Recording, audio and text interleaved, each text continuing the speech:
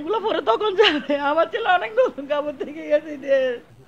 ও আমার থেকে একটা ব্যাট ছিল না, আমার ব্যাট ভেঙে গেছে, ও আমাকে ব্যাট কিনে দিয়েছে ওর সাথে খেলার জন্য। এই গাড়ির চেয়ে আমার অন্ধকার হয়ে গেছে। আমার ছেলে যখন মারা গেছে দুনিয়াতে আমার যে ব্যাট দিয়ে ক্রিকেট খেলতো সে ব্যাটও আছে। কিছুক্ষণ পর পর রাহাতের ওই ব্যাট আঁচল দিয়ে বড় মায়ায় মুছে দিচ্ছেন মা।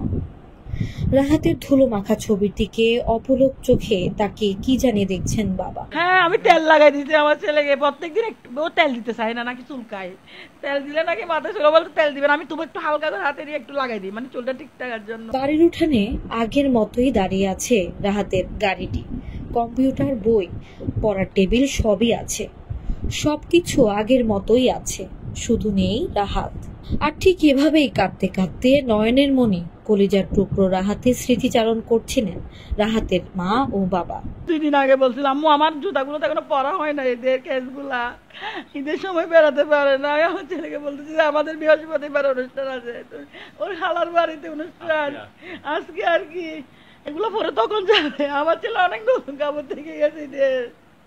এবার আমার বোনের বাচ্চা হয়েছিল, এই 2 দিন পর আমরা বেড়াতে পারি না কেউ, ওকে নিয়ে দৌড়াদৌড়ি দিছিলাম। সবসময় চলে তো আব্বু মাগরিবের পর, আব্বু চলো আমি গাড়ি নিয়ে ঘুরে আসি। আব্বু তুই ছুটি ছেড়ে চালাতে পারবি না? আব্বু আমি পারবো। আমার ঈদের সময় আমার ছেলেকে নিয়ে আমি সব জায়গায় ঘোরাফেরা করছি। এটা হচ্ছে আমার ছেলের সবচেয়ে বড় স্মৃতি। এই গাড়ির চেয়ে আমার অন্ধকার হয়ে গেছে। আমার ছেলে যখন মারা গেছে দুনিয়াতে আমার কিছু নেই। আর 3 ভাইয়ের মধ্যে রাহাত সবার ছোট। বড় 2 ভাই শারীরিকভাবে সীমাবদ্ধ হওয়ায় একমাত্র রাহাতে ছিল পরিবারের মেধাবী ও তীক্ষ্ণ বুদ্ধিসম্পন্ন ছেলে। রাহাতকে বড় হয়ে সবার আগে ক্রিকেটার হবার স্বপ্ন দেখিয়েছিলেন তার এই চাচাতো ভাই। ভাইকে খুব বেশি ভালোবাসতেন বলেই ভাইয়ের স্মৃতিচারণ করতে গিয়ে তার ব্যবহৃত গাড়িটি দেখতে গিয়ে অঝরে কেঁদে ফেলেছেন তিনি।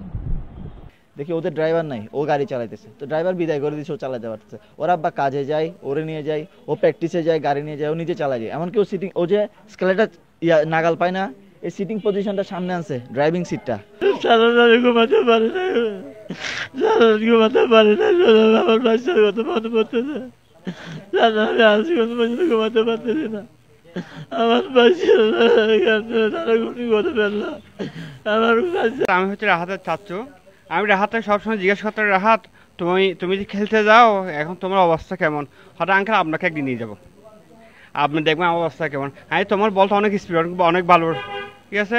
তাও এ বলতেছে যে আমাকে চাচ্চু ছোটকাল থেকে প্র্যাকটিস করলে এটা একটু। নিজের সন্তানের মতো রাহাতকে আদর করত চাচা। চাচার দিন শুরু হতো রাহাতকে দিয়ে, শেষ হতো রাহাতকে দেখে। আমার ছেলেকে ছাড়া ও কিছু বুঝতো না।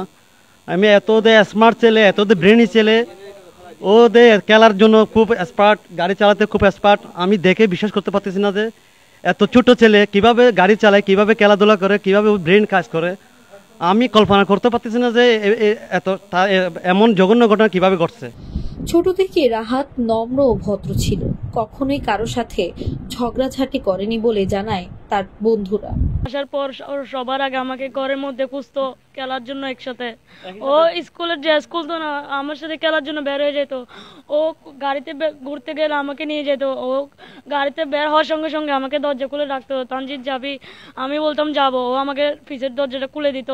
ও আমাকে বলছিল ও আমাকে গাড়ি চালানো শিখাবে, ওর সাথে থাকতে হবে। ও আমার থেকে একটা ব্যাট ছিল না, আমার ব্যাট ভেঙে গেছে, ও আমাকে ব্যাট কিনে দিয়েছে ওর সাথে খেলার জন্য।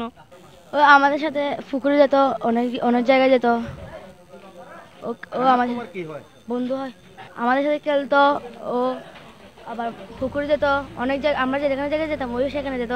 তাই হয় নাই, মানে কোনো সময় কল্পনা করি না যে এরকম হবে। মানে ওর সাথে মানে আমাদের সাথে খেলাধুলা করতো। পরশুদিন আমাদের সাথে দুষ্টামিও করছে, আমরা একসাথে সবাই খেলছি। এর আগে 29 এপ্রিল চট্টগ্রামের চাঁদগাঁওয়ের সানোয়ারা ইসলাম বালক উচ্চ বিদ্যালয় থেকে বন্ধুদের সাথে হামিদচরে ক্রিকেট খেলতে যায় 7ম শ্রেণীর শিক্ষার্থী রাহাত। সেখানে তাকে 4 বন্ধু মিলে মারধরের পর তাকে ফেলে দেয় নদীতে। পরদিন সকালে হামিদচরে ভেসে ওঠে রাহাতের লাশ। বন্ধুদের ক্রোধের শিকার হয়ে পরপারে পাড়ি জমায় এই উদীয়মান তরুণ ক্রিকেটার।